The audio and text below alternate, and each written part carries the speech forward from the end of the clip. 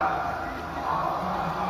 الله الرحمن الرحيم. أيها الإخوة، أيها المؤمنون، أيها الشعب العظيم، يا أهل الشام، أقف اليوم بين حضراتكم في هذه الفجرية المباركة، في هذا اليوم